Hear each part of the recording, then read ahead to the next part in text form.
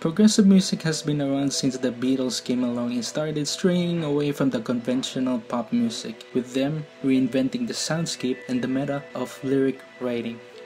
And after the Beatles' inceptions and influence on the industry, a handful amount of bands starting throwing gimmicks onto their tracks, and one gimmick among progressive bands that stuck out is that progressive bands have long songs. Majority of the progressive bands have a culture of creating prog epics. And what are prog epics? Prog epics are the statement pieces that lasts 17 minutes to upwards of 30 minutes.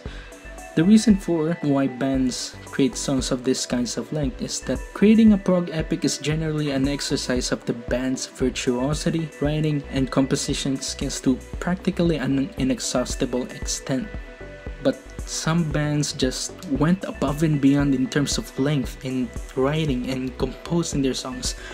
Back then, bands have to be brief in composing their lengths with their music because of the physical limitation of vinyl. You just can't stuff enough music in there as it is. But as the digital age came in, with compact discs, bands can get more freedom in terms of song length. And this is a top 10 list that will be showcasing such bands who took advantage of the time that they've got. Starting with number 10, Mechanic Destructive Commando. I don't know why is it called that, but so coming with the duration of 37 minutes and 51 seconds. There's not much info around the band other than this is an album that is composed with one song, Mechanic Destructive Commando, also known as MDK. Being the 8th track of one of the reissue of this album, the song is mostly an instrumental demo of the entire album, which also appears on the double CD rarities compilation, and that's pretty much it. Coming with number 9 is the song 6 Degrees of Inner Turbulence by Dream Theater. Personally, this song is my favorite out of the entire list. With the duration of 42 minutes, this is the self-titled track of the album and pretty much the band's longest song to date. This song explores the stories of the 6 individuals suffering from various mental illnesses, namely bipolar disorder, PTSD, schizophrenia, postpartum depression, autism, dissociative identity disorder, and whatever else. And the story behind this song is that it originally was meant to be kept at 20 minutes, but more and more ideas came in which made the song double than its supposed length. In fact, the original composition was so long that it couldn't have even fit on one CD. In result, they have to exclude 2 sections and leave them as a dedicated song by itself in the other CD. Number 8, Masal by Jean-Paul Prat. This song came in the duration of 42 minutes and 23 seconds. Being inspired by the band Magma and various other progressive bands, he and his 14-piece band composed and recorded this 42-minute Zulu prog rock song. Jean-Paul Prat and his band did in fact get an opportunity to open for Magma themselves for these tours by playing this exact song. Next up for number 7 is May by Ecolin. May is an album that is composed with only one song that clocks in at 49 minutes and 33 seconds. The track consists of instrumental section with vocal sections, some of them featuring complex vocal harmonies in which it is the trademark of the band.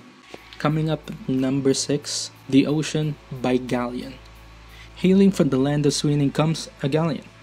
No, the band, Galleon, with the album named Land to Ocean, with a duration of 52 minutes and 7 seconds. Searching about this album, even in context with the band, is really hard to search on Google, but the main attraction of this album is the social-political commentary in the song.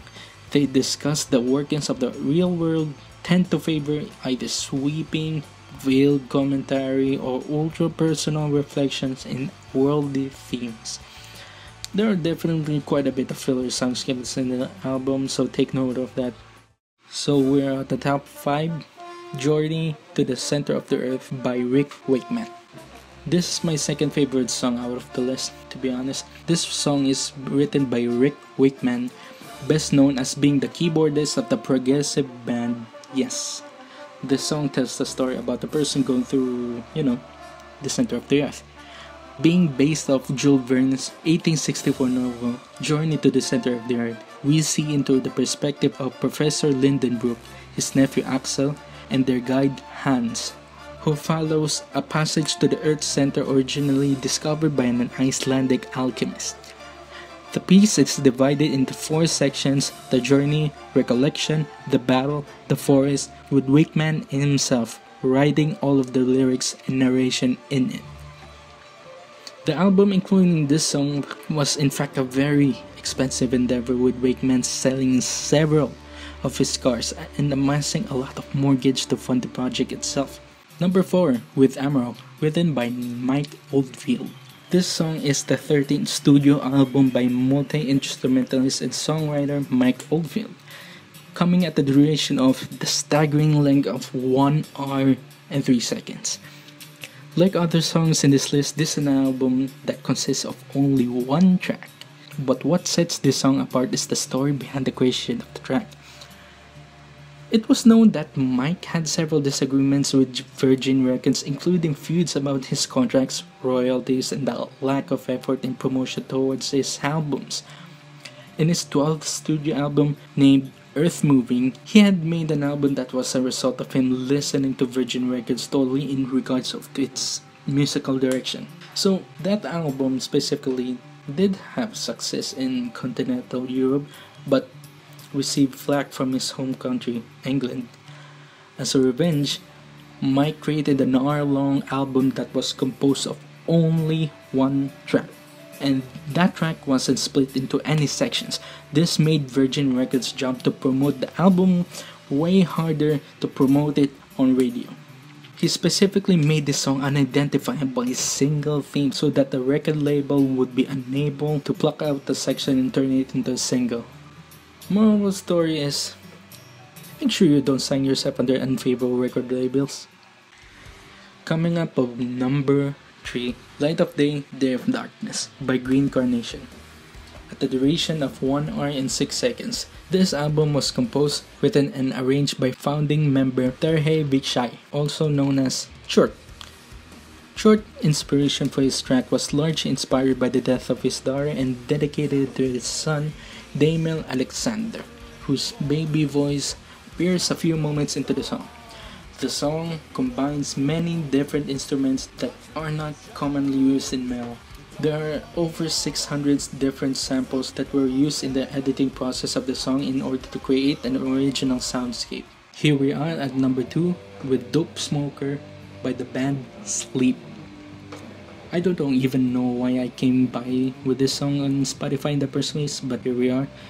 Coming at the duration of 1 hour, 3 minutes, and 36 seconds.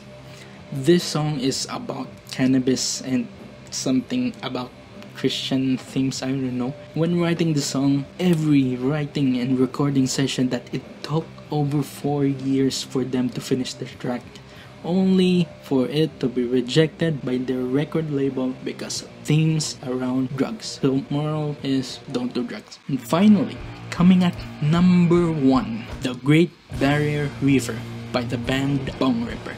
If you have seen the previous entries of this list, you may figure out by now that anyone who is going beyond those track lengths are definitely doing this on purpose, and you'd be right. Coming at the duration of 1 hour, 19 minutes, and 23 seconds. This is the longest progressive song in this list. Inspired by the track of the previous entry of this list, the band decided to parody the name Dope Smoker and named themselves Bong Ripper. Seeing that the band Sleep didn't fill out an entire CD with the album Dope Smoker, they set out to create an album with 1 song that would beat the length of Sleep's album. A CD back then can only hold around 650 megabytes worth of data. That much can hold 80 minutes worth of music. And yes, they made an 80-minute song.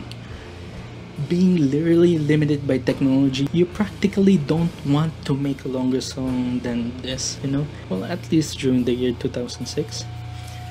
After recording the entire album, they basically kept it to themselves and never planned to release it to the public. But one of the band members sent the album to one of their friends in AIM, and suddenly popped up us online, and the public were giving positive feedback to their album. And that is all of the entries of the longest prog epics. I seriously didn't listen to all of the tracks in here, in honesty. I wouldn't be wasting too much of my time if I actually listened to every track. I actually probably don't want to listen to any of them because it's boring, but whatever. Give this song a listen if you're interested anyway. I'm sure you have a nice time listening to it. If you liked the video, give it a like. Otherwise, have a nice day.